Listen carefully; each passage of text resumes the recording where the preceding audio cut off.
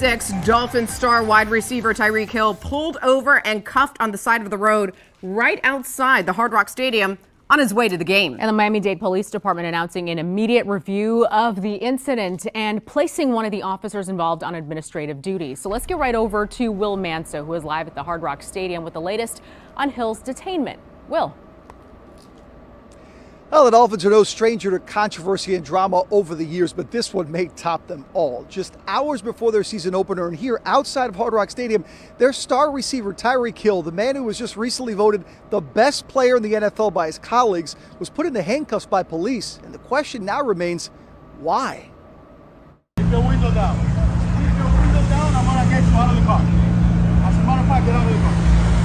Get out of the car. Dolphins star wide receiver Tyreek Hill slowed down before even stepping onto the field. The scene just outside of the stadium captured on cell phone video by stunned fans as Hill was detained by police, even taken to the ground and handcuffed. Hill played the game and said this afterwards about the incident. I've been trying to figure that out too, man. Right now I'm still trying to put it all together. It wasn't disrespectful, you know, because my mom didn't raise me that way. Didn't cuss. I don't want to bring race into it, but sometimes it gets kind of iffy when you do. You feel me? So what if I wasn't Tyreek Hill? Lord knows, like, what that guy or guys would have did. You feel me? I was just making sure that, you know, I was doing what my uncle always told me to do whenever you're in a situation like that. Just listen. Put your hands on the steering wheel.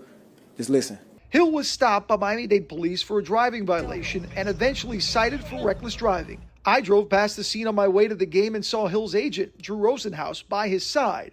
We spoke to him on the field a short time later. There's no criminal charges. He wasn't arrested. He just got a ticket for reckless driving, evidently, going into the stadium. We'll obviously dispute that. That's their version. But the most upsetting part is the way that he was treated. Tyreek's not a guy that should be at his own stadium in handcuffs. We're going to look into it. This isn't over. But how it got from a traffic stop to handcuffs is the question Miami-Dade police now face. In a statement, Miami-Dade Police Director Stephanie Daniels said, quote, "Following the incident involving Tyreek Hill, I have initiated an internal affairs investigation to ensure a thorough review of the matter. One of the officers involved in the incident has been placed on administrative duties while the investigation is being conducted.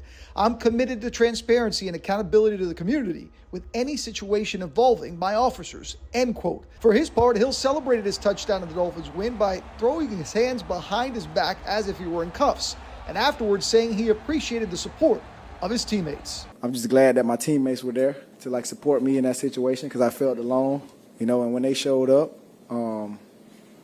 it made me realize that we got a good team this year.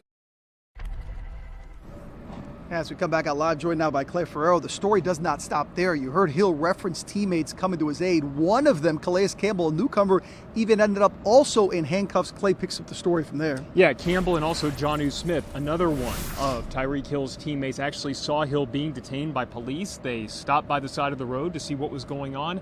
And as you mentioned, Campbell himself ended up being detained. Disobeying a direct order, which I think, I guess I wasn't. He said I was too close to the scene, and then I think he said something about like me not moving my car in time. But I don't know. I mean, he told me later that I could stand 25 feet away, and that's fine. I was definitely further than 25 feet away when it happened. It's obviously, I was checking on my teammate, so it was some words said, and I just wanted to make sure he was good, and just concerned about his safety, man. Obviously, we all see the police brutality that goes on in this country. And, when you see your teammate possibly being a part of that, you're doing everything in your power to help him. So, that was, unfortunate situation, but we made it through. Yeah. Really just happy with the way that our team came together when teammates were in need. I think that I was proud of other guys jumping in to try to help a teammate, and then all the support.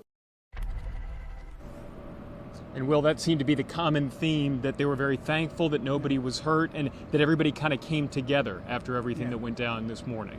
Needless to say, a bizarre day here at Hard Rock Stadium. We'll continue to cover that part of the story as well, of course, but we also have football to talk about. The Dolphins winning this opener. We'll have that later in sports. That's from here in Hard Rock Stadium. I'm Will Manso alongside Clay Ferrero, Local 10 News.